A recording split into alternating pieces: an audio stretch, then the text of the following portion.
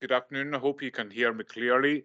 Welcome to this meeting of the Comhairle, which is being conducted from the Council Chamber and through the Microsoft Teams platform. I think John McKinnon wants a few shots first before we start the meeting.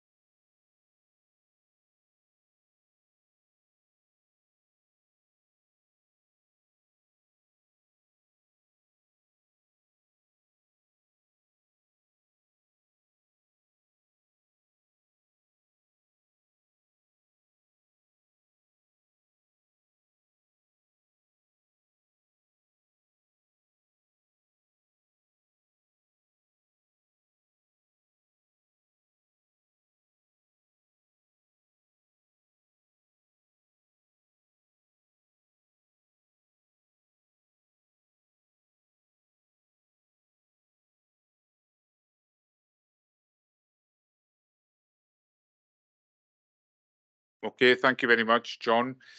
Before we begin, I will ask Councillor Finlay Stewart to lead us in prayer, please. Gracious Lord, our Father in heaven, as we come before thee once again on this day, we come, Lord, giving thanks for this day and for indeed another day on mercy's ground.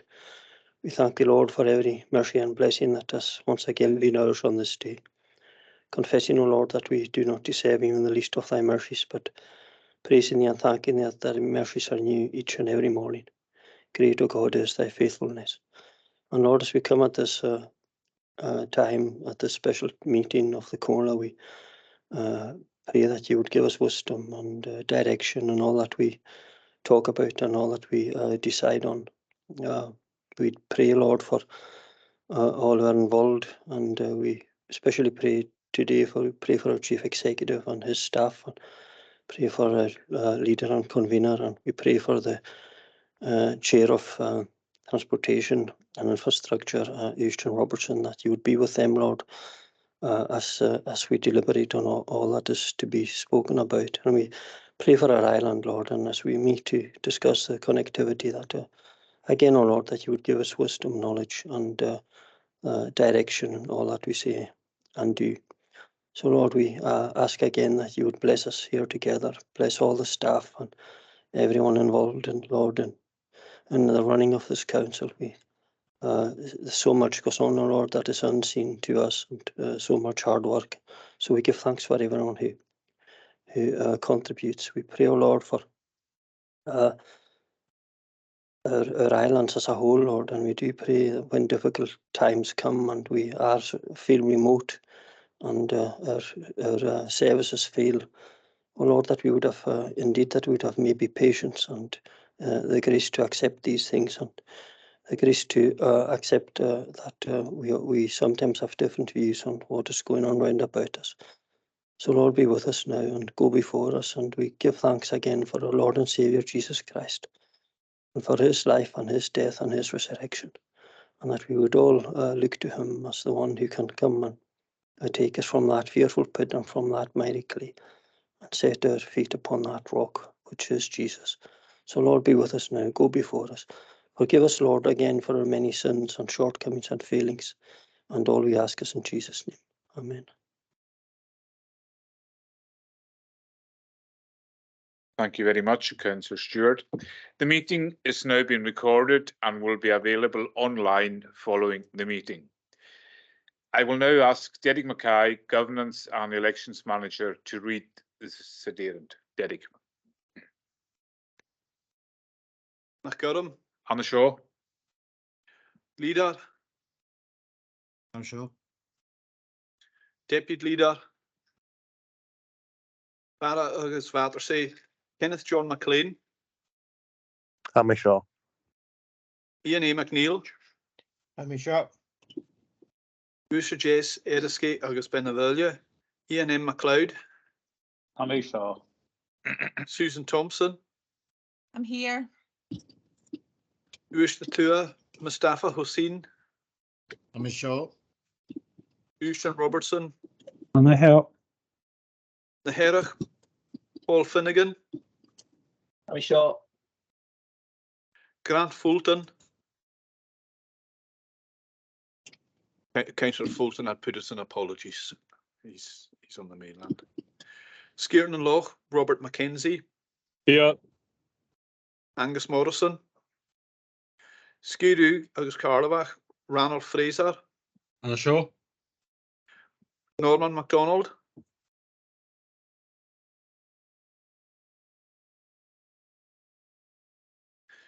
an Tuv Shear agus Nish, John Norman MacLeod, I'm here. Donald McSween, On the hall. Lochatua. Sorry, we have apologies from Councillor Donald Crichton. Lochatua, Johnny McKeever, Colin McLean, Storna Macatua, Ian M. Macaulay, Malcolm K. MacDonald, Gordon Murray, Storna Jace, Ray Mackenzie. Apologies, okay. Angus McCormack, Francis Murray. We have apologies for Councillor George Murray, Skieran Rue, Norrie MacDonald, and Finlay M. Stewart.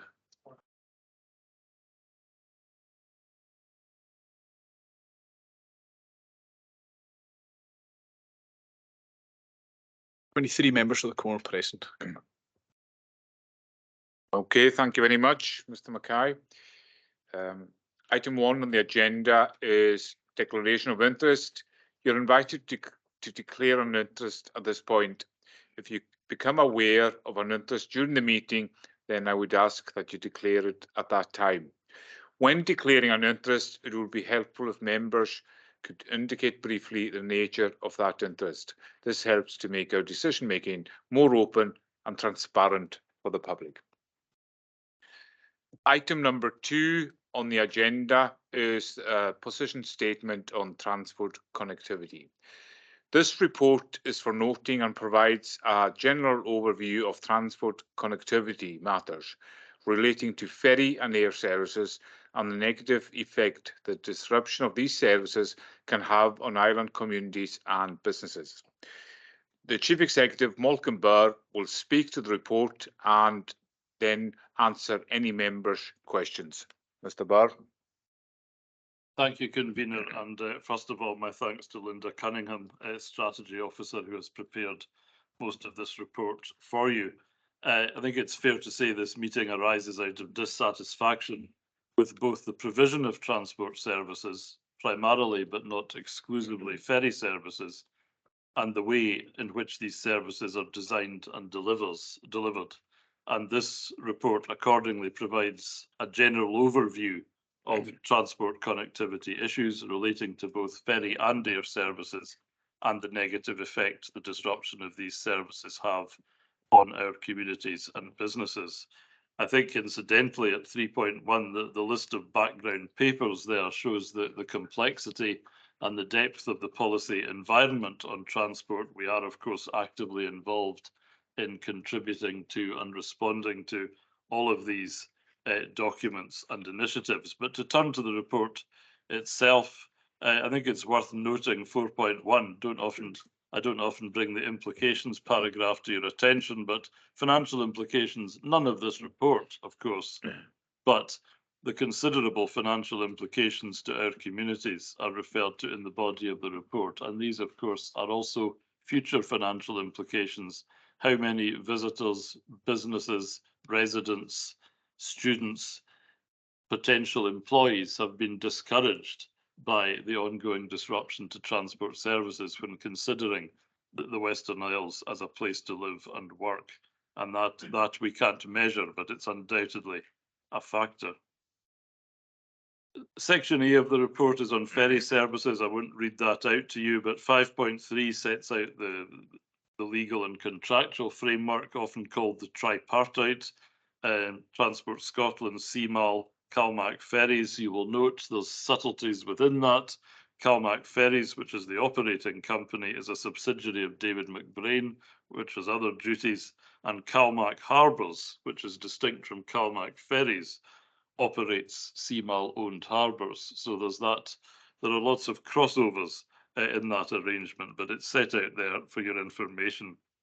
5.4 sets out the current plans, Scottish Government's infrastructure investment plan, and we have the long-term vessels and ports plan, to which we were given a chance earlier in the year to contribute. Those aren't the only policy documents, but these are the principal plans which Scottish Government has for the longer term.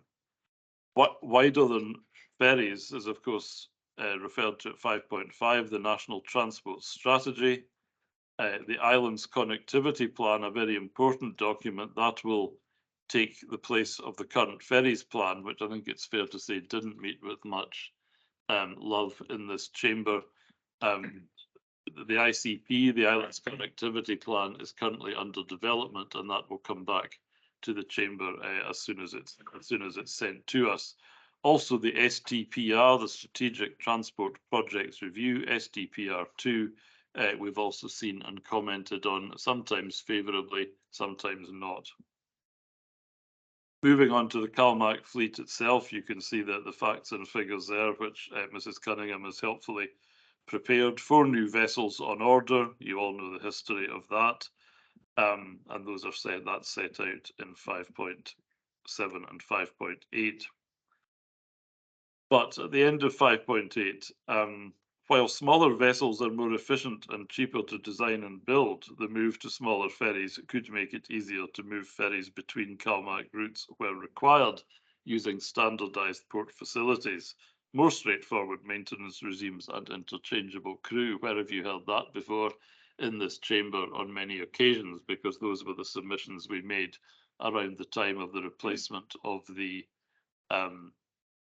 Isle of Lewis on the Stornoway Ullapool route, and on a whole load of other submissions that there needed to be greater interchangeability, less money spent on port infrastructure, and smaller vessels which could provide cover in winter and be utilised to the full during the summer period. So that again, it is interesting to see that appears now to be the strategy which the Corra has urged for many years. 5.9 onwards talks about service reliability, and that's set out in Appendix 1. I won't go through it, but 5.11, I think it's fair to say, not just at the time of writing, there is a particular problem with the Lochboisdale service. Undoubtedly, the service to South Uist and to Harris and Uist in particular has suffered the most, not just on account of the Uig Harbour developments, but on account of other factors as well, and the Lochboisdale service is the worst within that. The MV Alfred, which is contractually with Scottish ministers for the next 9 months, will it is believed provide some cover, not on our routes, but it should free up vessels to cover our routes in the event of breakdown. Very importantly, 5.12 onwards, Project Neptune. That was set up, it's delicately put, mindful of the perception that there exists a lack of accountability and transparency among the tripartite. Project Neptune was commissioned to propose a structure for delivering ferry services that would enhance passenger experience, support local communities, and be accountable and transparent. And that work is ongoing. The history of it, and it's important, is set out at 5.13 and 5.14. Suffice to say, that work is coming to a conclusion. We had Angus Campbell, former leader, who's chair of the Ferries Communities Board, in the chamber last year. He's coming back to seek final views before he concludes his report on Project Neptune, and that is the most searching review of the structure for delivery of ferry services in recent years, and of course our position, put strongly on many occasions through Councillor Robertson and others, and by many of us directly to Holyrood, has been that councils, local authorities need to be involved at a much earlier stage, not in operational matters, but in the planning, design and commissioning of ports and ferries. That has been our constant position. So that's where Project Neptune is.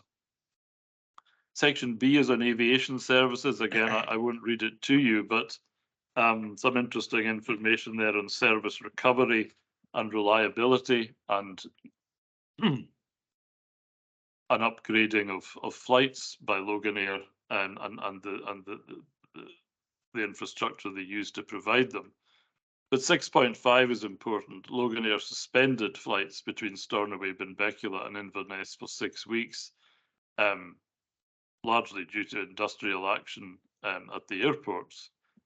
But it did show very, very clearly and very directly how vulnerable services in the Western Isles are to commercial decisions. All of our services, bar the Glasgow-Barra flight and the Stornoway-Benbecula service, which we provide through a PSO, are commercial services, and they could therefore be withdrawn at any time. The so-called bonfire of EU laws and regulations, which is going through Westminster at the moment, is likely to throw the PSO regulations on the said bonfire, and that could leave no legal regime at all for the provision of PSO routes on services such as ours. I don't know if UK government has intention of replacing that provision, but there are no signs that they intend to. So that is an added risk to air services. Finally, convener, I think we all know I won't read the conclusion to you because I think that's well known. The importance of these services cannot be overstated. But we look for significant improvements in both ferry and aviation services, governance, accountability, planning, design, commissioning, and operational performance. I think in all of these areas, we're fully engaged in the processes to bring about these improvements. I hasten to add, Councillor Robertson and others have supported these arguments in every forum possible, assisted by many officers over many years. But we need others to listen and we need others to act, I think would be the conclusion there. Appendix 1 has information about cancelled and operated sailings for your information. Mrs. Cunningham and I are happy to take questions. Thank you, convener. Thank you very much, Chief Executive, for taking us through that report in great detail, and thank you very much to Linda Cunningham for putting the report together. Very, very detailed, and big credit to our officers for doing so. Any members have any questions about the report? Who that Chief Executive or Linda Cunningham could. Councillor Mustafa Hussain. Thanks very much, Chairman, and thanks, Chief Executive, for the report. And no, it's not a question, it's just clarification around, I think, what Chief Executive just said there regarding the bonfire European legislation that's gone through the UK and maybe the impact to the PSO for flights. How do we, any idea, how do we plan, or how do we seek to maybe tackle that, if that? Thank you, convener, and thanks to Councillor Hussain for that question. It's a delicate matter because the responsibility for EU law and continuing EU law and regulation belongs largely with Westminster, but transport is a devolved matter. So we have worked with both. We have lobbied, made representations to both governments about the need, in our opinion, for there to be a legal regime which would allow the provision of effectively subsidised flights to key areas, and the fact that the Glasgow-Barra flight in our own area, provided by government, and Stornoway-Benbecula, provided by ourselves, operates under that regime, is I think proof of the need for these services. Others are the internal services in Orkney and Shetland are also PSO routes, and without a legal regime, it's not impossible to provide, of course, a good procurement structure for such services, but it would be less helpful, and it's good to have the benefit of decades of EU practice in the area. So I hope that there will be either continuation of these regulations or their equivalents brought in at either Westminster or Holyrood. So we continue these representations through the Islands Transport Forum with Scottish Government and directly with UK ministers. Councillor Ewan Robertson. Just to answer the question from the staffer there, we had a meeting with Highland Transport Scotland Aviation on Friday morning, and they intimated it was their intention to carry on with the PSO type system going forward.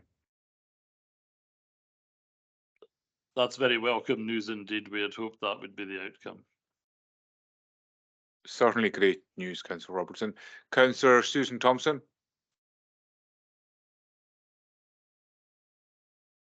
Thank you, convener. Just a brief question. At section 5.9 on service reliability, it talks about weather-related cancellations and compares our service to that of a similar route in Norway. And I just wondered, do we have any further information about why it's so different in Norway? Or do the Norwegians just have a particularly cavalier attitude to sailing in bad weather, or are there regulatory or standards, health and safety, I'm thinking maybe in here that makes it such a disparity between the two services? 12% of our services cancelled due to weather and only 1% in Norway. Is it fair to make that comparison, I suppose I'm saying, or are they operating in two such very different regimes?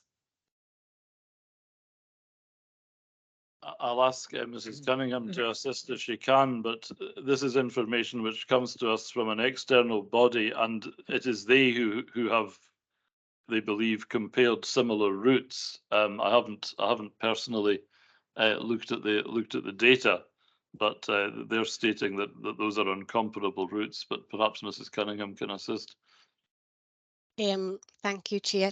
This was taken out of the Comhairle nan Eilean Ferry Committee website, and they did actually compare these routes. Their presumptions were that it was more reticent by Almac to sail in severe weather than the Norwegian companies, basically. That they're more nervous to go out in bad weather now than the deducted that the weather hasn't actually worsened over the last 20 years. So our weather is basically the same, that we have had bad winters, but the weather actually hasn't actually worsened over the last 20 years. That was the results of their research. But this is the Comhairle nan Eilean Ferry Committee I took the information from. Okay, thank you very much, Ms. Cunningham. Councillor Ian MacLeod. Thanks, convener, and thanks, Malcolm, for the report. And it was just to do with the initially new air services, and we're having a lot of cancellations on the Stornoway and Beckala flight, which we subsidise quite a significant sum of money. What I wondered was, when we have cancellations rather than delayed flights, do we claw back any of that subsidy? Because there have been quite a significant number over the last couple of months. And just a second point on the discussion that was just had over the ferries. Having been to Norway a couple of times, I would say that most of their ferry crossings are shorter, and a lot of them are in sheltered fields instead of out in the open water. Thank you. Okay, thanks, Councillor MacLeod. Chief Executive, do you want to come in there? Yes, I believe that we do, but I'll obtain the detail for members on that. I'm aware there are discussions throughout the year with the operator, and those take account of flights that are cancelled for company reasons rather than weather-related reasons. Okay, thanks. Councillor Kenneth McLean.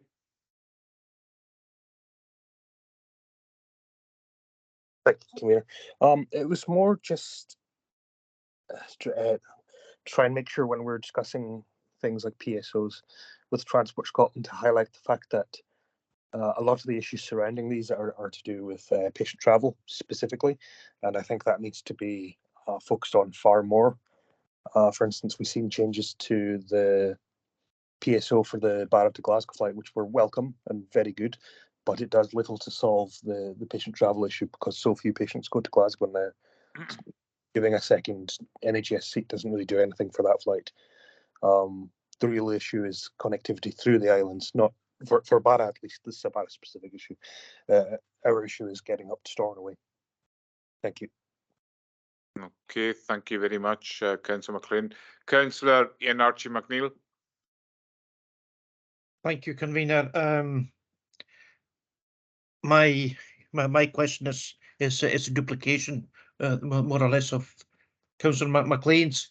Since the cessation of the Benbecula Barra flight a good few years ago, it has never been so apparent as it is now. The division in travelling throughout the islands, which is really impacting patient travel badly, and there's there have been quite a few horror stories along the way. So if things are being looked at again, can that be something that can be added to the list of a proper PSO between Benbecula and Barra, because it's an important link in the connectivity of our island chain? Chief Executive. Yes, Convener. I mean, all of aspects of the Stornoway Benbecula service will be coming to Transportation and Infrastructure Committee either at its next meeting or by way of a special meeting, given as it's known, we are tendering that contract at present.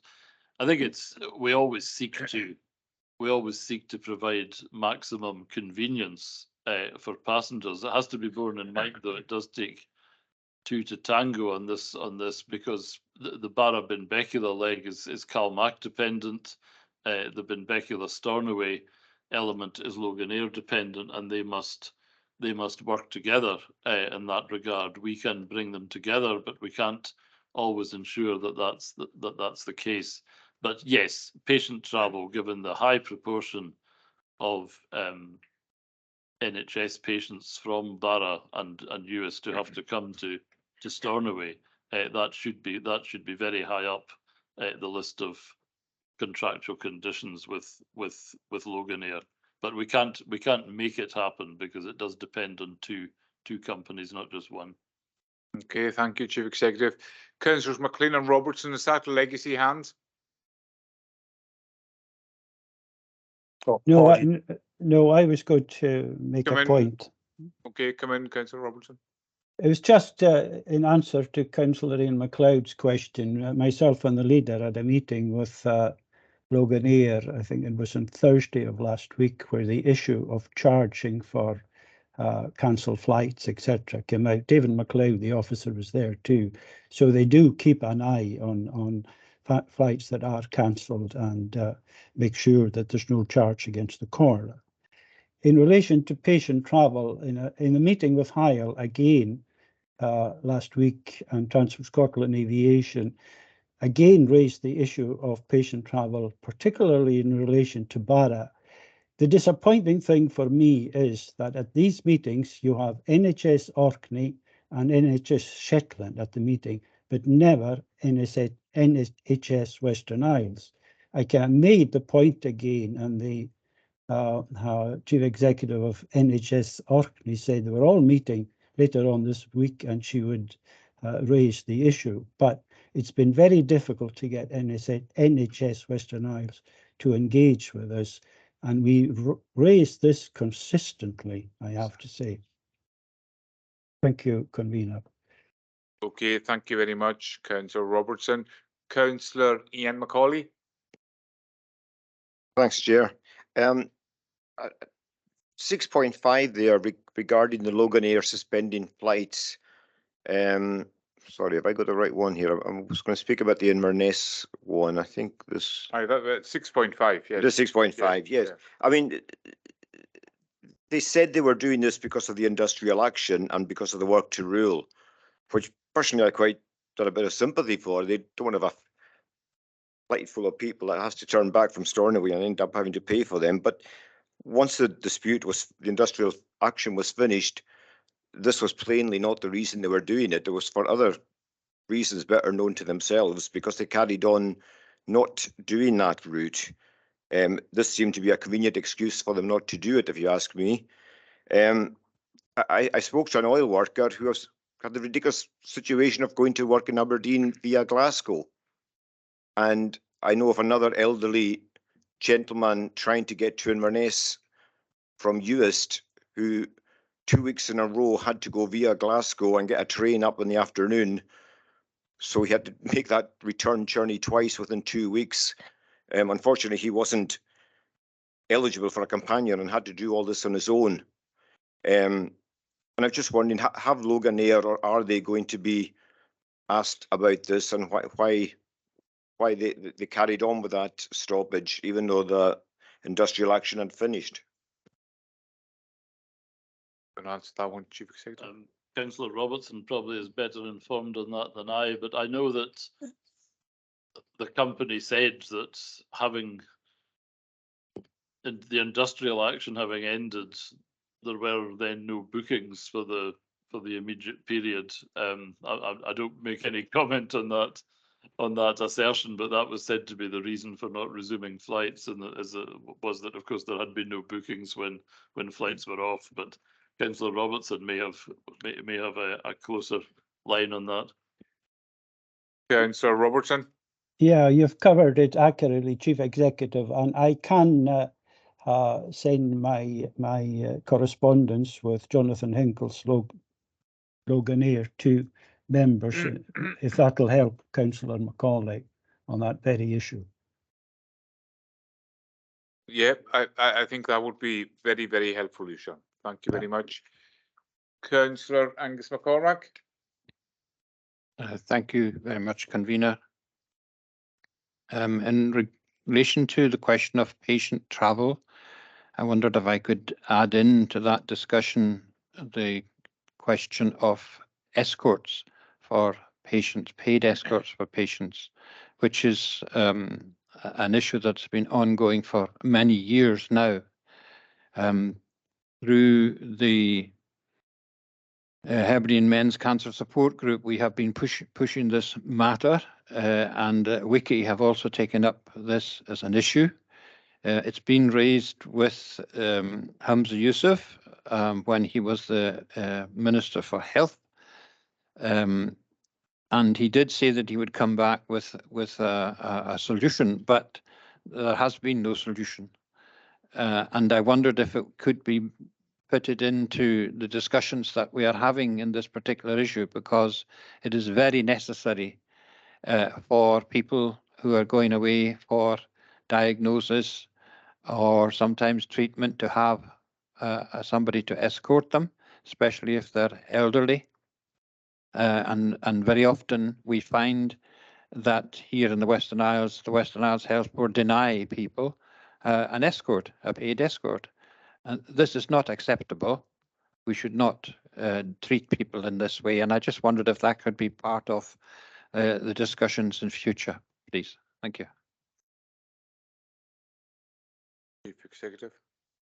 Yes, I think it's primarily one for discussion with NHS Western Isles, but yes, we will add that to any future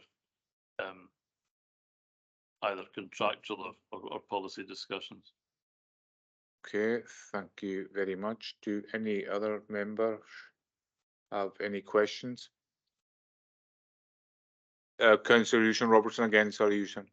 Yeah, just to come back on Councillor McCormack's question, I did have a lot of correspondence about this, Councillor McCormick, particularly over the last few days. I did get in touch with the Transport Minister about this issue. So he's come back to me and asked for me to raise it in writing. So I do have some correspondence in ready, which I might send past you, Councillor McCormick, to have a look at before I send it off, if you're happy to do that. Very happy to help in any way I can. Okay, that's good. Councillor Mustafa Hussain.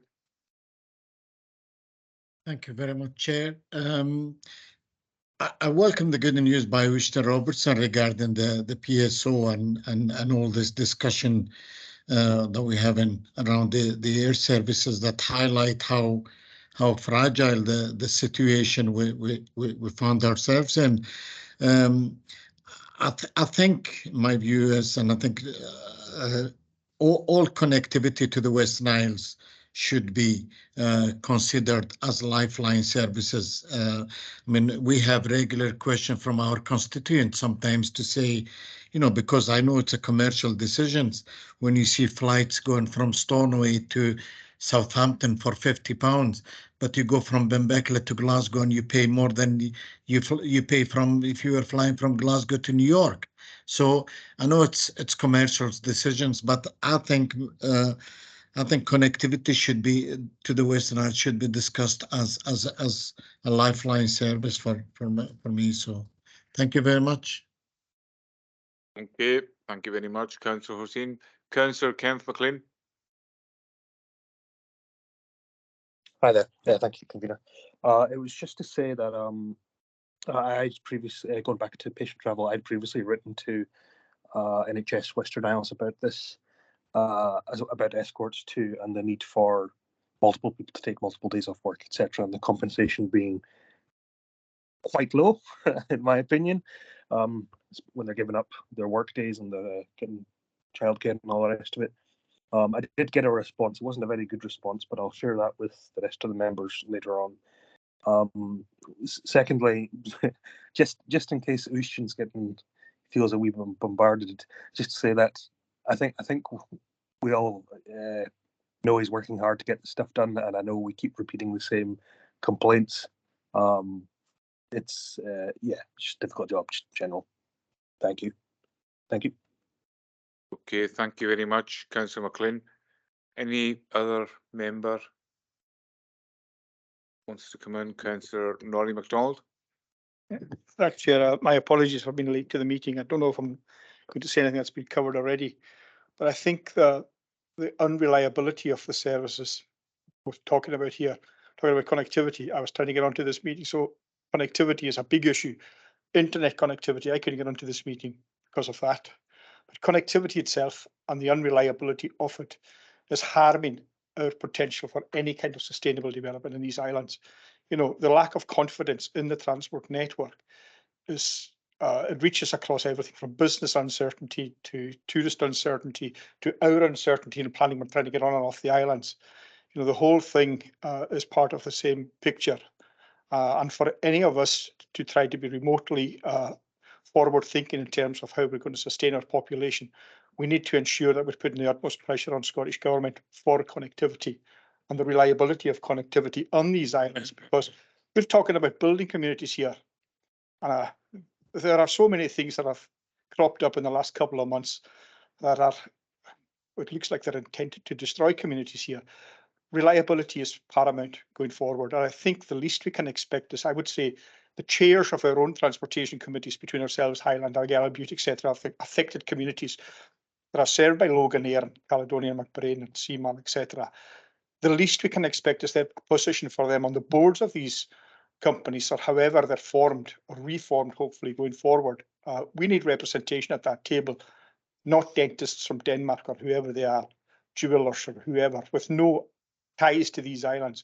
And we also need joined up thinking between our own health board, I think, as well. We've mentioned there that Orkney and Shetland participate in these discussions. You know, we certainly need everybody who's a stakeholder in connectivity in these islands to have representation on the boards and be heard and have a a voice in the decision-making process, because currently we're not being heard. And I think, you know, again, we need to be listened to, because it's directly affecting every single thing that we're trying to do here. And without a voice at the top table, we're at the mercy of folk who have no interest or stake in the future of these islands. So I think it's paramount that we do make a concerted effort here to have dialogue with Transport Scotland and to resolve these issues as quickly as we can. Thank you very much, Councillor MacDonald. Any other members want to come in before we move on? Chief Executive wants to come in. Thank you. I omitted to say, convener, with the recommendations of the report were obviously that you note the current policy position on transport connectivity. I know there are motions and amendments being circulated. I would just respectfully ask that whatever decision is taken by the Comhairle, that we note the current policy position, because that sets the context on whatever else we wish to do. Thank you. Okay, thank you very much, Chief Executive. Councillor Kenneth McLean, did you have your hand up? I did, and then I noticed it was a legacy one. So all right, okay then. Okay, thank you very much. So you heard the Chief Executive recommendations, but there's also a motion and an amendment along with a recommendation. The motion is in the name of Councillor Uaisleán Robertson, seconded by Councillor Susan Thompson. Councillor Robertson. Thank you, convener. That the Comhairle note the position statement on transport connectivity, asks the Scottish Government to take immediate action to address lifeline and connectivity problems to the Western Isles. An independent review should take place to understand the cause of the disastrous winter maintenance process in 2022-23, and recognising that the Project Neptune consultation is underway, will seek to ensure that this process delivers a new approach to governance of our ferry services that places these islands at the heart of every aspect of decision-making. The stewardship of lifeline ferry services by Transport Scotland has failed to reflect the needs of islanders, and this must change with the management of CalMac, Seamull and Transport Scotland's ferries needing to shift to island-centric policy making in line with the Islands Scotland Act. Thank you, convener. Okay, thank you very much, Councillor Robertson, and seconded by. I seconded that, convener. Okay, seconded by Councillor Susan Thompson. There's an amendment in the name of Councillor Carl McLean. Councillor McLean.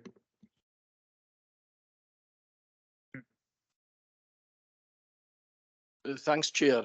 I'm in this position because Grant Fulton was going to propose this, but he's indisposed today, so I'm carrying this out on his behalf and on my own behalf as well. Can I first of all say that this amendment in no way is a criticism of the Council or of Uaisleán Robertson or of his committee. It's an addition to. So I'll read out the amendment and then I'll do a little bit of discussion. The amendment reads that the Comhairle ask the Scottish Government to take immediate action to address lifeline and connectivity problems to the Western Isles. Call for the dissolution of Seamull in its executive role over maritime assets and express no confidence in the way Transport Scotland have operated in relation to lifeline transport services to the Western Isles. Now, the reason I do this today is that... Councillor McLean, sorry, I can't. You just read out the amendment just now. You'll have an opportunity later. That's right. Thank you. Thank you, Chair. Seconded by Councillor Ronald Fraser. Councillor Fraser. Yes, convener, thank you. I'll second that. Okay, thank you very much. So, any further amendments? If not, we will move on to formal debate then. And, sorry, Councillor Mustafa Hussain. Thank you very much, Chair. In the motion, I would like to include a clear statement to air services. So I would like the motion in point 2 to include from to the Western Isles, to include including air services from within the Western Isles. I would like the motion to include a clear statement to our services, if that's possible.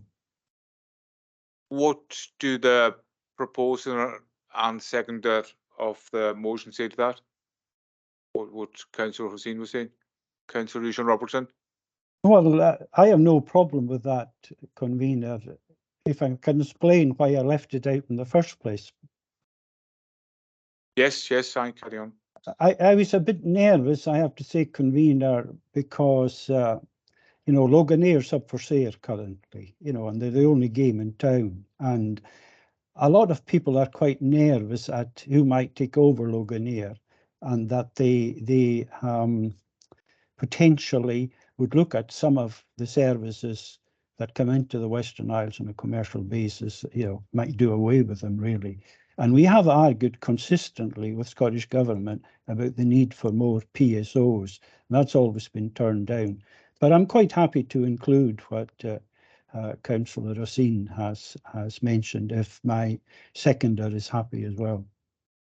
Okay, Councillor Susan Thompson, are you quite happy to go I'm with? quite happy, convener. Okay, thank you very much. Okay, Councillor Colin. Chair, could I incorporate that also within the amendment? That's perfect, Councillor McLean. Yeah.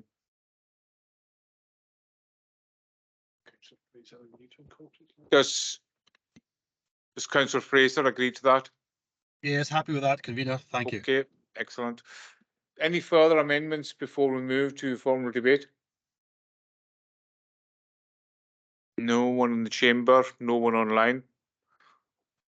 Okay, so the order of debate is as follows. The mover of the motion first, then the mover of the amendment, the seconder of the motion, and the seconder of the amendment, then any other members of the Comhairle. All speakers have 5 minutes which to say their bit. You're not allowed to speak twice in a debate unless you have a point of order. So I call on Councillor Lucian Robertson as the mover of the motion to speak first. Thank you, convener. I was going to address the Loganaire thing, but seeing I've mentioned it before, I'll leave that just now. I'll concentrate really on what has been a big issue recently, which has been the dry docking and the movement of vessels around the network, without thought in some instances. And I'll start off with the Lochboysdale services. I mean, carrying data for Oban Lochboysdale in winter 2019-2020 show that 67 out of 156 sailings did not operate. In winter 21-22, in the months of November, December, January and March, together saw only 21 Mallaig Lochboysdale sailing operate, and that is around 1/4 of the timetable number, so a failure of 75%. Today, Lochboysdale is down to a single service per week instead of 10 per week that should operate under the normal summer timetable. And this is due in part to moving vessels around because of poor dry docking success.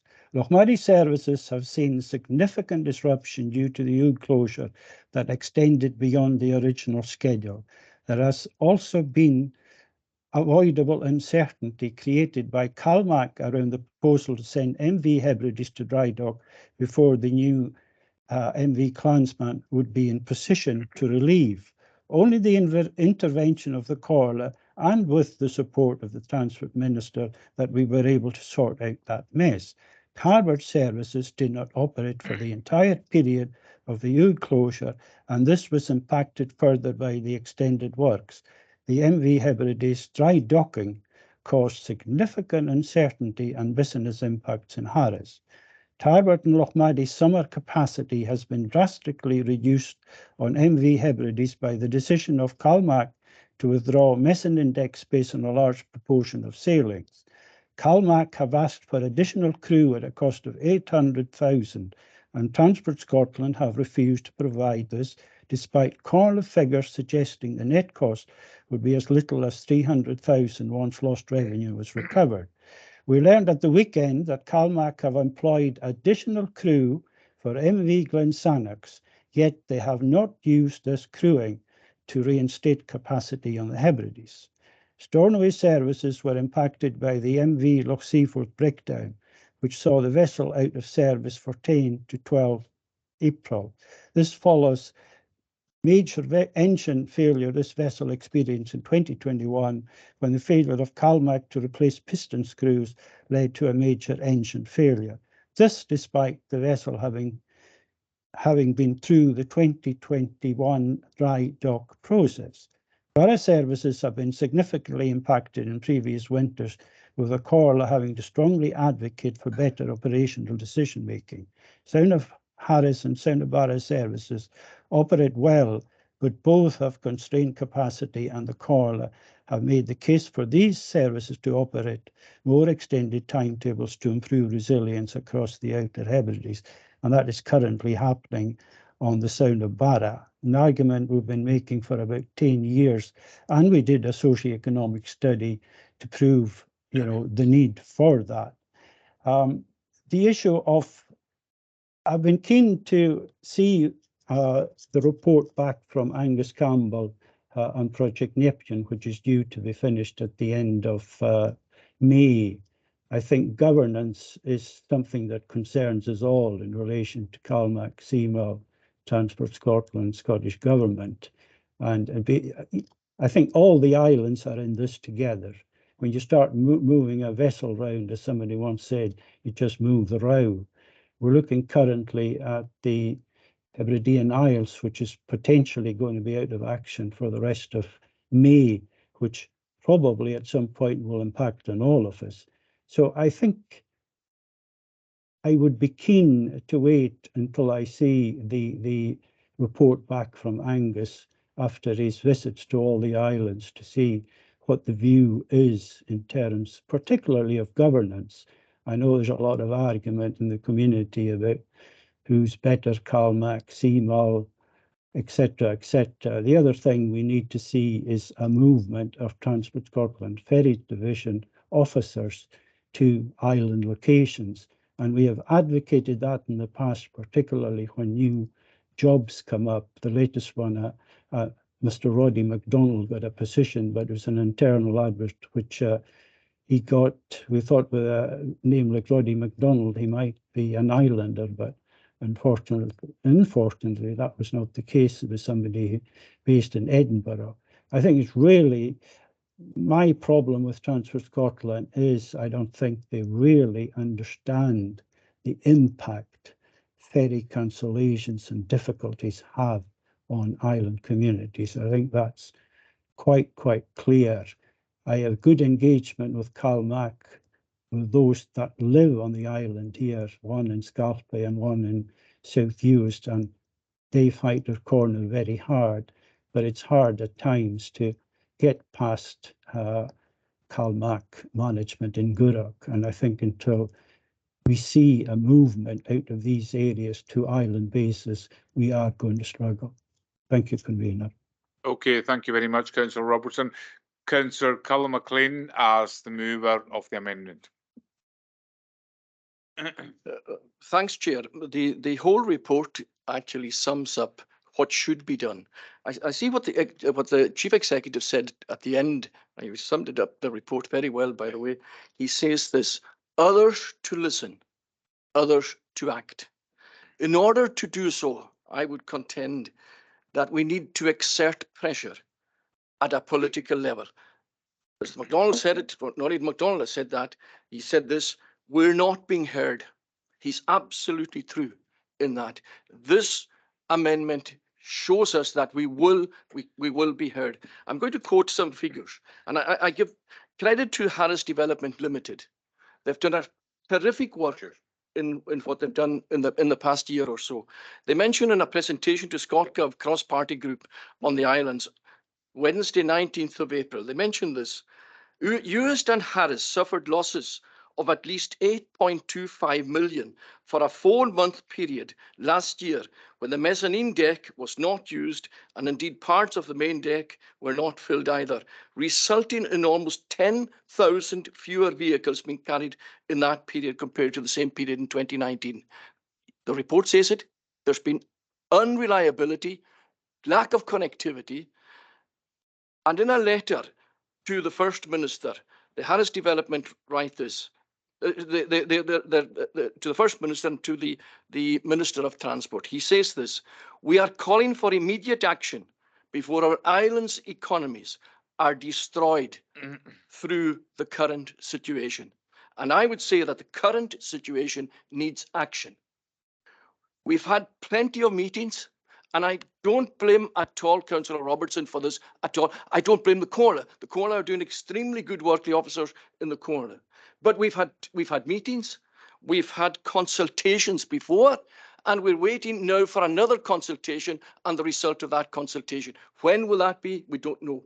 So what I would say is we need action, and the action we need is the dissolution of CMAL. CMAL is, as one person would say it, a contrived entity.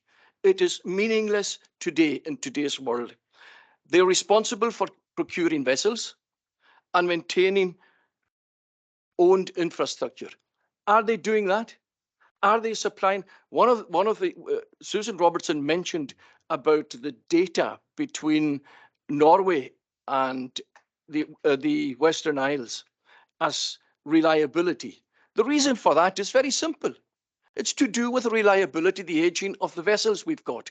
Who does that? Who gives the procurement, the nod to procure that? CMAL. They haven't been doing it. Let us look at what have they listened to the communities. In this letter here, it says that the Harris Community, Harris Development Limited, for 2 weeks, they have not yet received a reply to their letter. That is why I say I say categorically, CMAL must be taken to task. Have they enacted what the community's needs are? Never. They haven't. Every vessel we've had to look at the infrastructure. We've had to change the infrastructure. Everything they've done. There are 8 members, unelected 8 members. Some as far as we don't know where. They have no connection, apart from one person who's been put on as tokenism onto their board. So there's that. And then we have that we talked about the 2 boats on the Clyde, the Hull 802 and the Glen Sannox. The idea is for them to be powered by LNG. We've got no storage facilities for LNG. Where on earth are we going to have tankers coming up from the south of England? Yet they do that. They're unaccountable, unelected members, no conception of how important the ferry service to the islanders is. And I'm going to read a note that I think it was Brian Wilson had in the Gazette recently. And he says this, and I've got the heading is here. The 2 top executives of Caledonian Marine Assets Limited, the Scottish government procured Quango, are heading for Barcelona next week for a ferries conference on board a luxury liner. They went there last week. And this is what he says, with no apparent sense of irony. CMAL's Director of Vessels, Jim Anderson, will address 450 floating attendees. He's on a cruise, folks. The 4 of them are on a cruise. Under the heading, listen, Fleet Renewal Programme. My, is that enough to make you cynical of what's going on in CMAL? And Kevin Hobbs, another of his directors, will share his insight on short-range operators. CMAL isn't even an operator. The operator is CalMac. So that is what I'm saying to you. This is why I'm saying right here and now, we should be following this amendment and going for the dissolution of, first of all, of CMAL. They're of absolutely no use to us. Let us get rid of them. The second thing is Transport Scotland. I'm going to read out the working principles of Transport Scotland from their own website. The part of the Scottish Government, Transport Scotland and staff will deliver its functions on the basis of 5 core working principles. The 5 core working principles are this: provide excellent service and support the Scottish ministers, the Scottish Parliament and the Scottish people, developing and delivering Scotland's transport policies and strategies and projects. Are they doing that for the Western Isles? No. Secondly, promote transport integration. I don't know what even that means. Maintain a clear outward focus on the needs of transport users. Are they having a focus on transport users? We've heard already Councillor Robertson in his support of his motion. He says the problems they've had in Loch Boysdale. Maintain a clear outward focus on the needs of transport users. Work in partnership with other transport providers and wider government in its planning and delivery. And finally, make the most efficient use of public resources and equip its staff to do the best possible job. No, they are failing in all their 5 core working principles. That is why past experience in our islands, the evidence is clear. Transport Scotland has failed to live up to its own working principles, what it says itself, as fundamental, just simple tasks as timetabling, determining ferry routes for ferry services, overseeing the work, or should I say non-work, of Comhairle, of Comhairle and Calmac. We can surely say they have failed us. And it is time for us to say no confidence in Transport Scotland. If we don't take action, folks, if we don't take action now, we're going to wait and wait and wait. And experience tells us that our experience is going to get worse. It's worse today than it's been even 5 years ago. And I commend the amendment to you all. Okay, thanks, Councillor McLean. Councillor Susan Thompson as the seconder of the motion.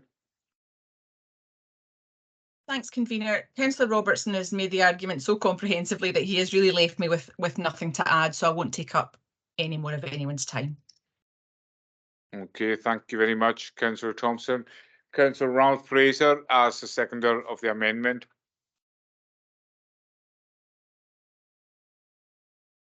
Councillor Fraser. Thank you, convener. I wish to fully endorse this amendment proposed by Councillor McLean. I think all members would agree with me that the logistical melees of recent years fall well below the desirable standards required by our islands and communities, and has done so for some time.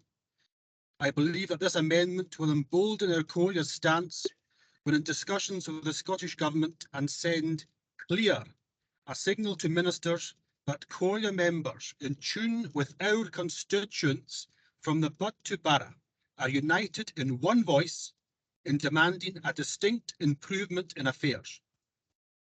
I also must commend the hard and diligent work of our leaders regarding this matter, in particular Councillor Urshan Robertson for his extensive and tireless efforts. I would hope that if this amendment is passed, it will assist our leaders in holding the Scottish Government's feet to the coals in seeking to deliver proper and effective lifeline services to and from our islands for the greater benefit to our economy, our communities and our people. Thank you. Okay, thank you very much, Councillor Fraser. Does any other member want to speak on this issue, or do we just go straight to a vote? Councillor Paul Steele. Thank you, conveners. There's real frustration and anger, I think, in the community and especially amongst councillors about the situation we find ourselves in. So I mean, that's why these amendments have come before us today in the motion. As someone who lives in the south end of South Uist, fully affected by the flight situation and the lack of service in Loch Boysdale specifically, and being a councillor for Barra Ward last term, these are issues that come up constantly. It's one of the main things that you hear on the doorstep or when you're out and about. The connectivity and getting backwards and forwards to the islands are they're really critical to people's everyday lives, not just people who live here, but also attracting people to come here in the future. I suppose rather than going on for too long, and I'm just going to relate back to the motion and amendment that have been put forward. In terms of Councillor McLean's point about Comhairle, I think the situation we find ourselves in is not a new situation. It's based on decisions taken decades ago. we're reaping not the rewards, but the disrewards of decisions that haven't been taken. It was mentioned that we're not being listened to. I'm not going to argue against that too much, but I will say that the work done recently by Councillor Robertson and ourselves engaging with Transport Scotland and CMAL and getting vessels procured. I mean, if the work that's been done to get the two ships, I don't know if they're not being started being built in Turkey just yet, but to cover the Harris route and the Lochmarlie route, I think that's a win for the Comhairle and the community in terms of the work and the effort and perseverance. I talked to members of the Harris Transport Forum the other day, and it's that kind of work, continuous, logical, putting forward good arguments. That's getting us to this place. The point about membership of boards from the islands. I mean, I think the Project Neptune, once we see the results of that, it's going to be really quite important that we have an influence and a say in that. Not engaging, I mean, the confidence levels in Transport Scotland are not there. It's clear to see, but they are the people that we have to deal with. So we have to deal with them and put our arguments across on a regular basis. So that being said, like I say, I understand Councillor McLean's amendment put forward, but I would be supporting Councillor Robertson. Okay, thank you very much, Leader. Councillor Paul Finnegan. Thanks, Chair. Can you hear me? Because I'm in a bit noisy where I am. So yes, yeah. We can hear you. Yeah, I'm very disappointed in the amendment. I was one of the 9 councillors or 8 councillors who ever called for this meeting. I was very keen to show a vote of no confidence in Transport Scotland. But to add CMAL to the amendment, I can't accept that. As the leader has just said, it was largely Kevin Hobbs who did working with Jenny Gilruth that actually got us the 2 ferries that we're now going to have on the Harris routes and the Lewis routes, which is something we've been looking for 20 years.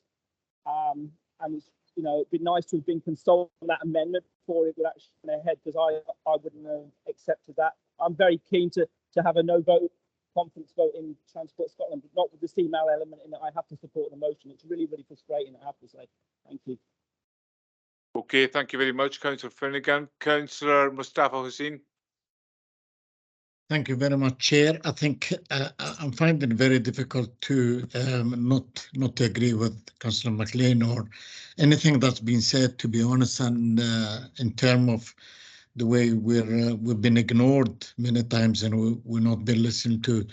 But I think, obviously what Councillor Robertson, with all his experience and his connections and the work he's been doing recently, especially with the trust and relationship building with the new minister, that hopefully may bear more fruit and give us. But I think one of the points that Councillor McLean mentioned is how important, the dissolution of CMAL and whatever governance structure that we take in the future, that decisions need to be our voice in whatever shape, and maybe Project Neptune will show that our voice from the island need to be in the heart of the decision-making process. So, okay, thank you very much. Okay, thank you very much, Councillor Hussain. Councillor Norrie MacDonald. Thanks again, Chair, for letting me in. As far as I can make out, there's really only a fag paper between the amendment and the motion. And that's whether we want the same objectives at the end of the day. We want representation. We want to be heard. We need to let people know, the Scottish Government know, how important connectivity is to the future of these islands in no uncertain terms. I mean, I've been banging on about it in my weekly diatribe on the West Island Free Press. My editor's actually spoken to me and said, listen, you've got another drum you can beat. It's one of these things that doesn't go away, and it hasn't gone away now for over a year. As far as I can make out, like I said, the difference between one and the other is, do we vote for a motion of no confidence in Transport Scotland? But the outcomes either way have to be the same, that the weight of the feeling of this meeting has to be conveyed to Transport Scotland, to Scottish Government, to CMAL, to Caledonia, McBrain and Loganair, to let them know that what we've experienced so far is not good enough and it's killing us. So either outcome here, I think, will serve its purpose, hopefully. Just how it's getting worded at the end of the day is the difference between no confidence in Transport Scotland. But certainly if they don't get the message that they have no confidence in them, either the motion or the amendment, then they're failing to read the room, for want of a better expression. Okay, thank you very much, Councillor MacDonald. Councillor Angus O'Cormac. Thank you very much, Convener. I think it is undoubtedly the case that we are at one in our concerns in regards to this particular issue. And it's really just a question of how we go about dealing with it. In other words, what is the strategy we're going to use as a council to take this matter forward? Are we going to continue with the strategy that we have been pursuing for a number of years, following the lead given to us by Councillor Royston Robertson, or take a completely different line altogether? My own preference is to follow Councillor Robertson's lead. He has been working extraordinarily hard on these issues, and he has built up a very good reputation for himself with government ministers and with councillors in other parts of the country where they have the greatest of sympathy for the situation that we have. He has a direct involvement in high trans and can use that as an influencing body as well. I think it's just really a question of how you go about making the changes. The changes we have to make are radical. There's no doubt about that at all. But he is so steeped in the knowledge of these matters, knows where he has to go. And I think what we really need to do is to demonstrate to government that we are 100% behind the matters that he is bringing to their attention, that they should do something about it. Okay, thank you very much, Councillor McCormack. Councillor Gordon Murray. Thank you, Convener. Thanks to Councillor Royston Robertson and Councillor MacLean for taking the motion and the amendment forward. I think we need to really send a really strong message. I'm sure every councillor in here has had many stories about transportation issues. So I think rather than waiting for Project Neptune to take its course, I think we need to take action ourselves, and I'll be supporting Councillor MacLean because I think we really need to up the ante and send a very, very strong message. Thank you. I've got to finish. I'm in a meeting, so I'll finish and do everything. Don't worry about it. I'll do it all. I'm just going to finish this tank, and then I'm going to pack up.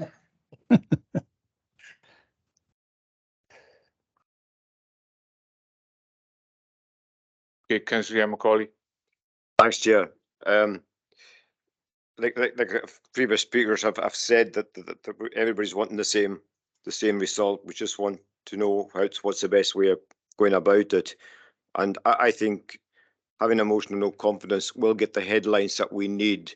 We'll get the headlines with the press. Will help you, Jan. Will hopefully make them sit up and listen more. And I feel we should go with the amendment. Thank you. Okay, thank you very much, Councillor Macaulay. Anyone else want to speak before we ask the mover of the amendment and the mover of the motion to sum up? Councillor Duncan McInnes. Yeah, thanks, Chair. You know, I think as a Comhairle, the Comhairle have been punching above their weight, you know, in over the years, and particularly Councillor Robertson.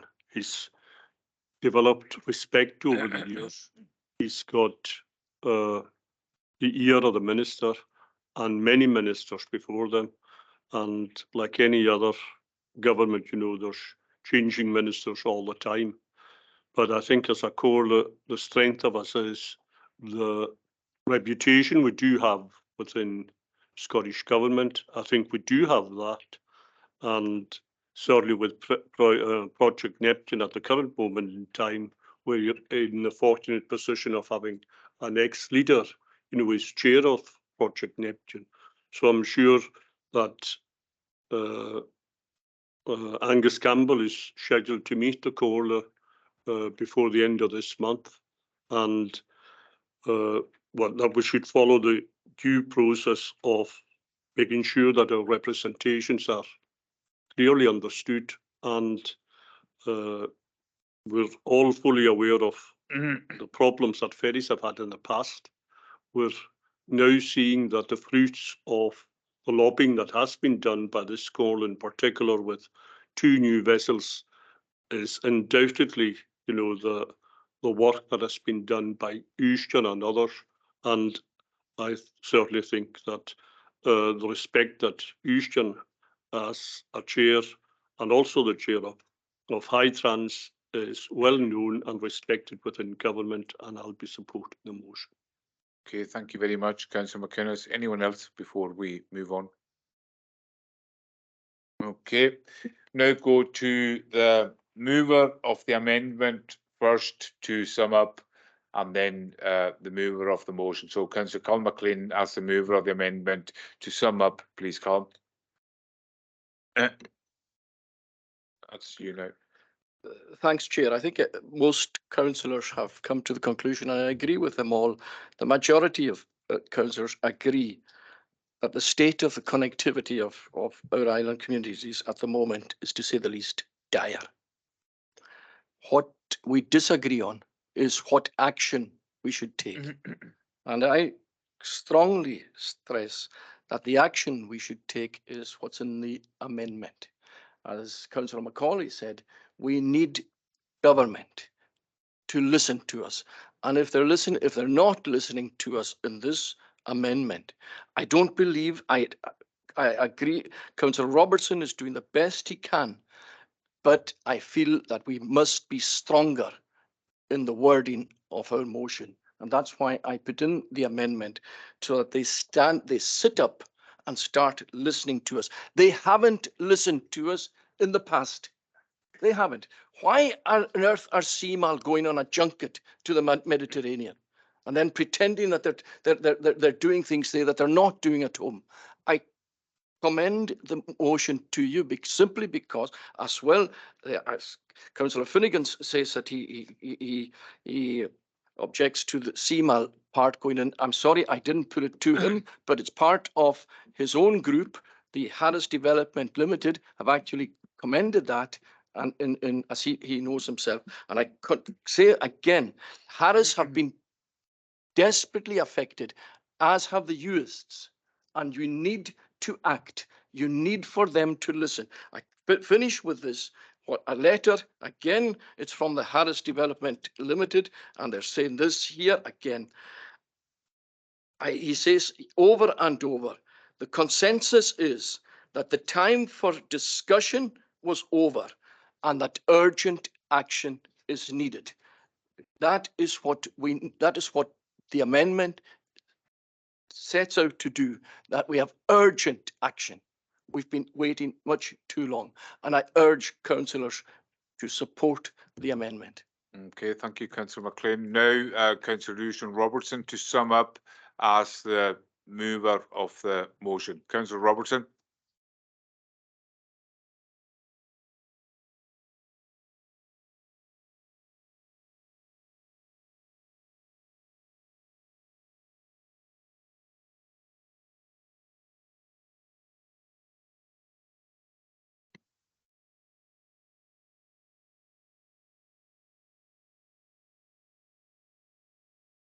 Sorry, I was muted there.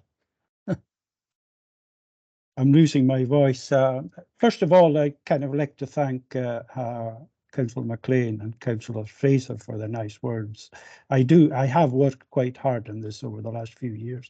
I do assure you.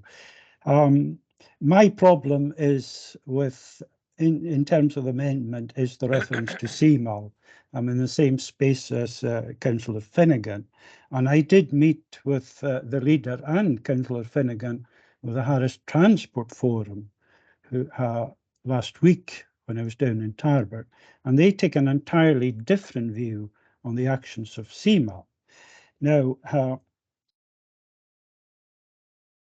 I note that Harris Development Limited, for example, are pointing the guns at Seamal, and it's given it has become abundantly clear that 801 and 802 were vessels to a design, including the dual fuel propulsion decision driven by Calmac Ferries Limited Statement of Operational Requirements, and the decision to award the construction contract to FMEL was made by Scottish ministers with advice given to them by Transport Scotland against the advice of CMAL.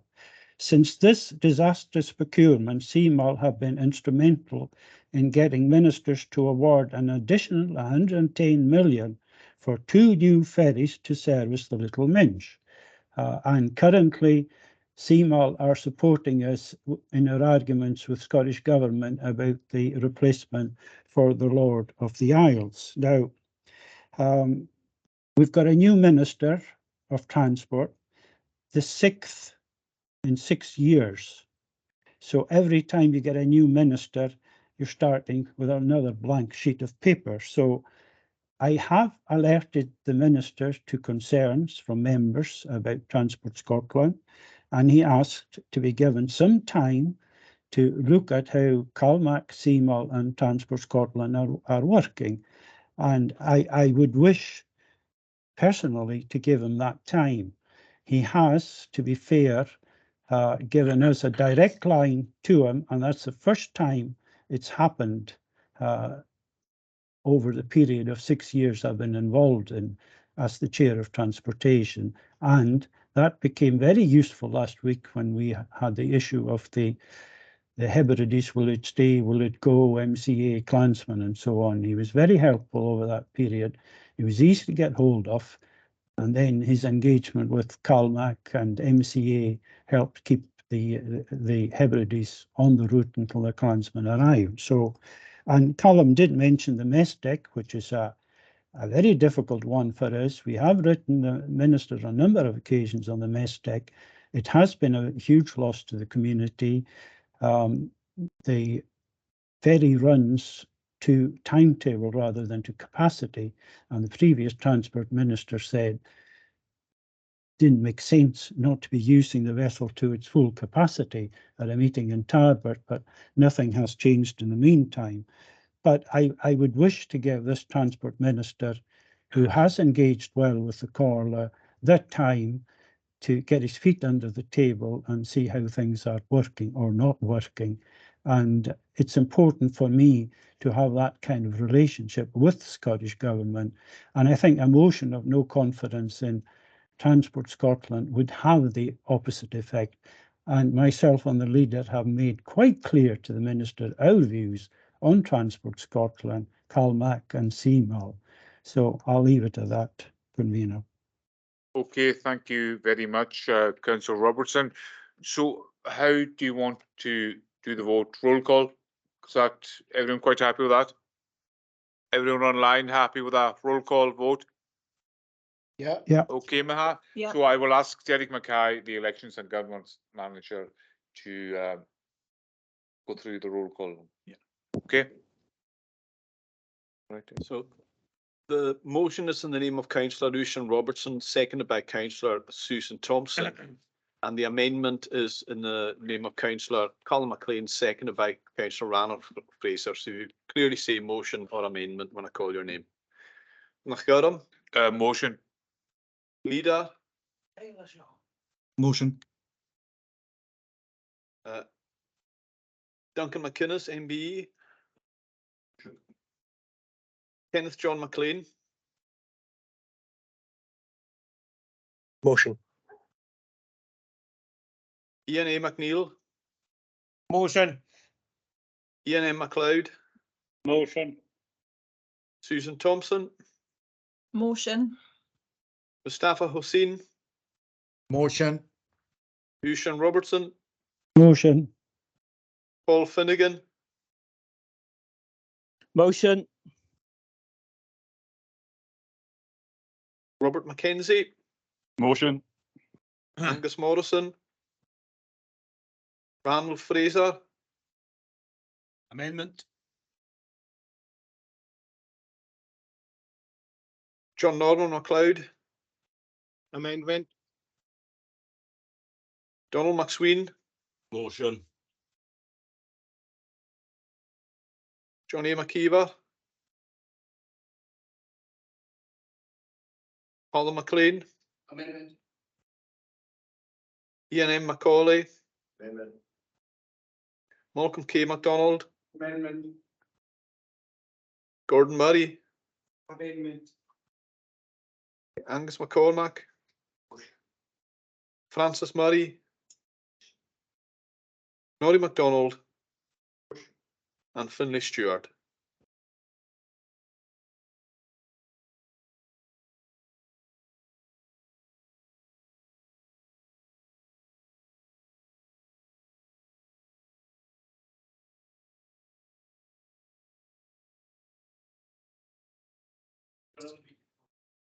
Okay, thanks, Councillor McLean.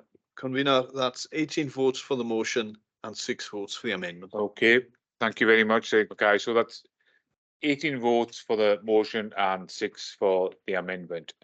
And with no further business, that brings the meeting to a close. And the next scheduled meeting of the committee will be on Wednesday, the 3rd of May, 2023, which just happens to be tomorrow. So we'll see you in the morning at 10 o'clock. Tapalage. Thanks, Convener. Thanks. Thank you all.